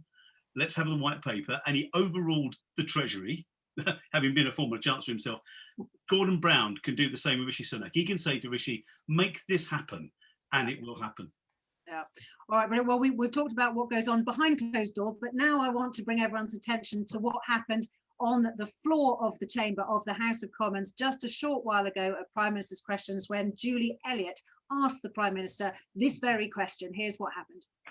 Let's head up to the North East with Julie Elliott. Julie Elliott. Thank you, Mr. Speaker. Last week, the government responded to concerns from our care workers by stating, "We're immensely proud of all our care workers do." This is a sentiment we all share. Yet in the very same statement, the government sought to pass the buck for the way our care workers have been treated by saying the vast majority of care workers are employed by private providers and that the government does not set levels of pay for care workers. Why won't this government commit to ensuring our care workers are paid a wage they can live on? Mr. Speaker, this government is proud of not only setting up the national living wage, but making sure that we had record-breaking increases both last year and this year. And that is the most important thing we can do for care workers and workers across the country. Okay, well, not enough, not good enough. I think we can all agree, but we're all really grateful to Julie for putting that question there, because we know that all eyes are always on Prime Minister's Questions. So it's another way to raise this issue, to raise awareness, and to keep the pressure on. We're going to take a few questions that have come in, I think, both on Zoom and on whatever format you're watching us on. But just while I get some of those questions up, if Nadra is still on the panel, I'm just going to open up to see who's still there. I wonder if I wonder if Nadra or Sean have views about everything that's been said about this issue now. Just seeing if Sean, looks like Sean is still there, but I don't think she's got her. Oh, Nadra's there. Nadra, I don't know if you can unmute yourself and give us any of your thoughts about A, that question on Prime Minister's Questions, or B, everything that we've been hearing, both comments from the audience, comments from all our panelists, messages of support, and how you're feeling. I think it's really important that we address the issue of reform. I think that's been said already. So I think the provider sector is waiting for that to happen. We've continued to evolve as a sector. We continue to evolve. We've moved from being somebody, a sector that only looked after people who had mild conditions to actually looking after people with acute healthcare conditions, and we have continued to deliver that. So the reform is way past its sell-by date now, because we really need to get it into an order that it can be implemented. I think I couldn't agree more about the pay issue. We would all like to pay our staff much more. We value them greatly. That, we have got vacancies in our sector which are based around, sometimes it is around pay and conditions, but we've got people who are working with us despite that, and they are committed to the job that they do, and they should be rewarded for everything that they're doing properly. And we shouldn't be looking at this as being anything but a professional, a skilled sector. We're passionate about that as a sector. We know our greatest resource. We have two issues in our sector which we need support on. One is staffing, and it is key, and the other is funding. One without the other doesn't work. You can give us all the money in the world, but if we don't have the staff to deliver it, it's not going to happen. And so I think that's it's really key. These two are the key issues, and if we can actually move with that and make sure it's not just the living, the national living wage. Let's make sure, I don't like the word minimum. It should be based around their skills and their qualifications, and we need that qualification agenda so we can actually have that parity of esteem with the NHS as well. Lots of good points. Barbara Keeley, I'd love to bring you back in there. And also, we've had a question in just now saying, how can we involve local authorities and get them to use their power as commissioners? And I guess that exemplifies how complicated this issue is, because you've got the private companies, you've got the local authorities, you've got the national politics, and people wanting to use this as a political football. So many different areas of concern.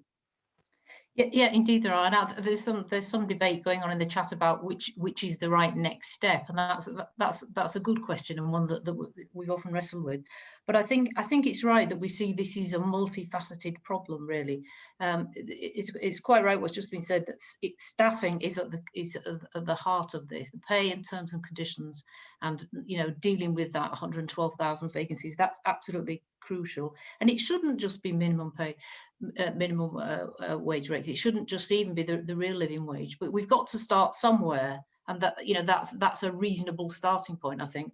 But I mean, the work I've done on this, we've got to also make sure that we take steps so that there's a career in care, that we really start to value people. Any career we value would have training and proper training and development, not the derisory sum that Skills for Care gets. I think it's £14 a year per care staff member. That's ridiculous. There are other steps. I mentioned them. I think we need to start to address unmet need. There need to be more packages of care. So people out there thinking, that we've delivered less and less and less, that needs to be addressed too. And then the big issue that has been touched on today is dealing with the big funding issue, the catastrophic costs.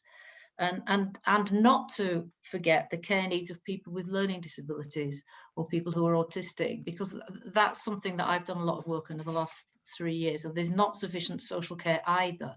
So a lot of those people get stuck in totally unsuitable mental health inpatient units, and that's wrong as well. So all those things. But I think I would really caution that in meetings I've had where we've been debating this, we've got to be prepared to take steps at this, because we can't solve all of that together. I mean, when I was a new MP, people like Phil were in my debates, and I was putting all these questions to him. That's how I've been an MP 15 years. That's how long we've all been trying to fix this. But if we recognise there are steps, but it's totally right and the right thing to do with this rally that we've had today to address this pay and terms and conditions issue, because if we don't start getting this right, people are going to filter away. There are lots of opportunities in retail, during the current pandemic. Why would people take on everything they've taken on and all the risks they've taken if at least we don't value them and show we value them by paying them properly and giving them a career and proper development? So that's why. But I mean, I don't forget the other steps. I think people that are attending today need to understand that politicians are worried about and dealing with the other things too. And as you say, the key thing, the key funding issue is that one of catastrophic costs and how people can afford care. But that's really happened because of the one-off, you know, unsuitable injections of cash that they've been for you know 10 years or more. That's all that's happened, and it's not enough. We don't need sticking plasters anymore. It's not helping. We've got to face the fact that we need a big step up in the funding, and that should be done through local councils, because they are best placed to work with care providers. And I do think there is a role, but I know that, you know, for at least 40 or 50 councils have managed to get the local care providers on board with the ethical care charter and paying decently. But it's a lot of work with, you know, with the current financial position of local authorities. But I know that many of them try, but I've also talked to authorities that say, we just haven't got the finances to do this. So it is a central government funding issue to those local authorities too. Thank you so much. Another question that's just popped in here. I work 40+ hours a week, says this questioner, yet still have to claim universal credit to survive because my employer is exploiting a loophole that the HMRC won't enforce. Companies continue to operate illegally. This questioner says, people need to be paid what they've earned, and to take on unscrupulous employers. Is anyone doing anything about this? I don't know, Barbara, whether you've got any comment on that.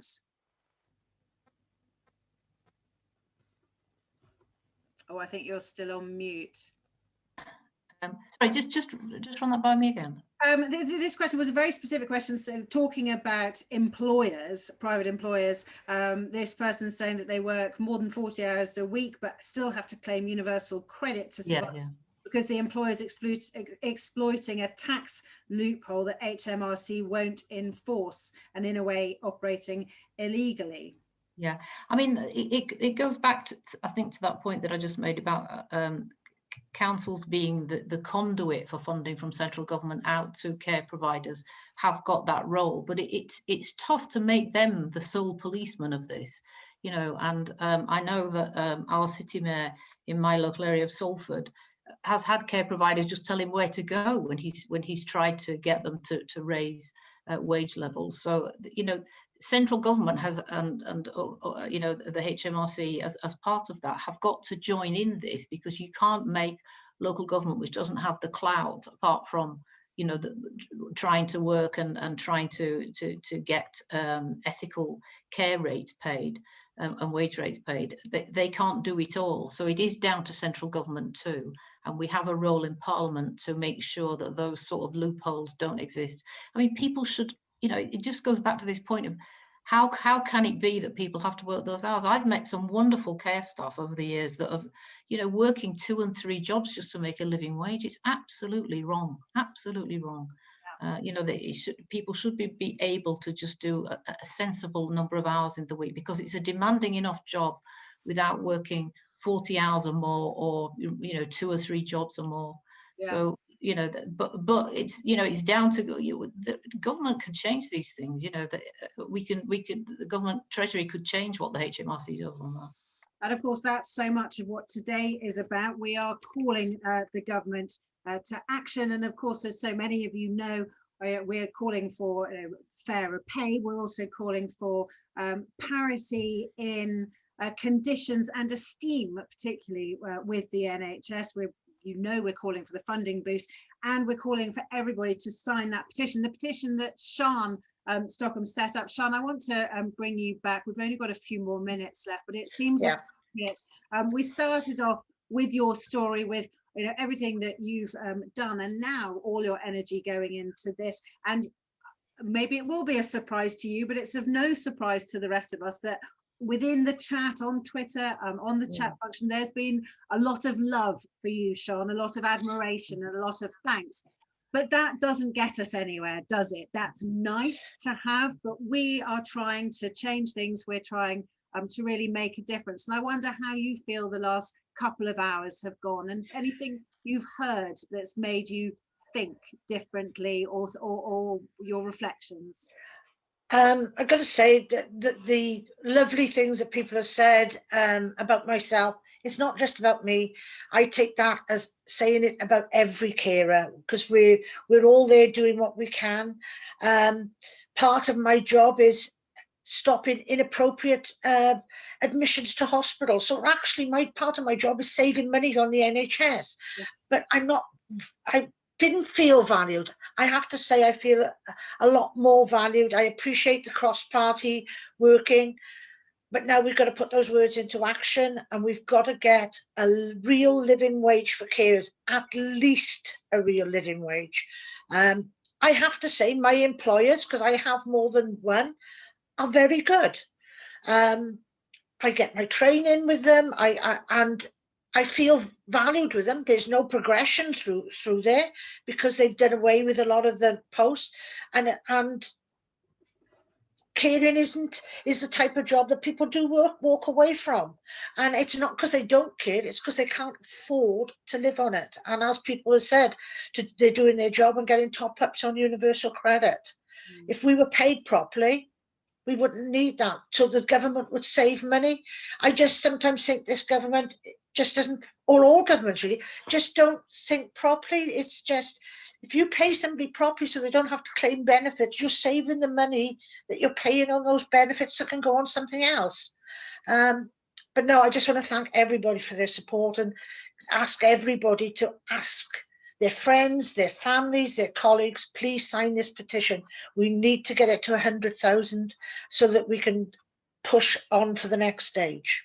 Absolutely. Well, on behalf of everybody, I want to thank you, Sian, for getting this ball rolling, and also, of course, for your day job, for what you do in your day job and the sacrifices you've made in order to care for other people. It doesn't go unnoticed, but now we really need to bang the drum more and make some real change. And of course, what you were saying there is so important about, in some ways, the short-termist nature of politics. And I want to just bring Christina and Phil back into this discussion for some sort of final thoughts. And of course, one of the problems with politics is we have parliaments that last 4 or 5 years, and within such an issue like social care, such a big issue that needs big changes, they need long-term views rather than short-termism. And how do we get politicians to look beyond the end of their nose? I want to end on an optimistic note, so I'm going to hand back to Phil and Christina now, and then hopefully in a few minutes time, so get ready everybody, we are going to clap for the carers, but hopefully we're going to achieve much more than just clapping. But Christina and Phil. Well, I'll just kick off and then let Christina conclude then. Well, just to say, it's quite interesting. We've got a petition in front of Parliament. The government gave a response to that petition, and the committee that run all those things sent it back. They said, you haven't answered the question that the petition has posed. So we've got an opportunity. We know that we want decent answers, and we want answers from the government about what they're going to do. That's the first thing. So we must keep the pressure up, because if you've got that pressure up, and believe you me, if I was the care minister at the moment, I'd be saying, let everybody sign that petition, because that then gives me power when I'm talking to the Treasury about the money side. I'm saying, it's not me, it's all these people out there that are saying this has to happen. So I do think that behind the scenes, I think many ministers in government will be supportive of what we're trying to do here. Let's make it a big petition, and then let's move on as well to the debate about the wider needs of the workforce, the social care people's plan. If we've got an NHS promise to all the NHS staff, let's have a social care promise to all our care workers to make sure they get not only decent paying conditions, but proper recognition, career progression, and a proper training support for the fabulous and very difficult work they do. I mean, Phil said it all really, I think, Daisy, and I just want to say thank you to everyone for this as well, and a huge thanks to you, Daisy, for the way you've handled this. It's very complex, and I'm glad you were the one doing it. But can I just finish by saying huge thanks to Sian, and I'm really grateful that I'm General Secretary of a union where Sian is our Vice President, because that's what she does if she has any spare time, that's what she does for us as a union, what she's also got, as you've explained and she's explained, these additional, you know, the jobs that actually pay her rent and keep her going. And it's fantastic that we've got spokespeople like Shan at the front of a campaign like this, because that's what it's about. It's about making it realistic and letting people know, you know, these are real people. Care workers are real people with skills, with a huge amount of dedication to give to the sector. And basically, the current system that we've got is just failing. It's failing everyone in the sector. And, you know, we have to keep movements like this going, continue to get as much support as we can. It's easy to just focus on all the terrible things. We have to be able to come up with ways to address some of these. And I think we've done that in this coalition. We've got some solutions to offer governments going forward. And if we can continue to get support from a broad base, from all sorts of organisations that are involved in the care sector, then I think we can genuinely make a difference. It does feel that the time has come, you know, that if we can't do it now, when can we do it? If governments can't be brave now, when will they be brave? And, you know, I'd like to, you know, just extend that invitation to government and to say to the Treasury, start thinking about care in a different way. It's not a drain in the economy. Various people have said it. It's actually a way that you drive the economy, because it's part of the infrastructure that keeps society moving, and we need to see it in that way. So thank you, and sign the petition, contact your MPs, make everybody know that this is happening, and let's keep the pressure up. Wonderful. Well, thank you so much to all our speakers, and of course to Shan specifically, to Christina and Phil, to all the speakers, to all of you for asking questions. Please sign the petition, tweet your MP, write an old-fashioned letter to your MP. All the details of how to do it are in the chat function. We're going to play an advert in just a few minutes to remind you what to do. But for now, let's give our carers a very big clap.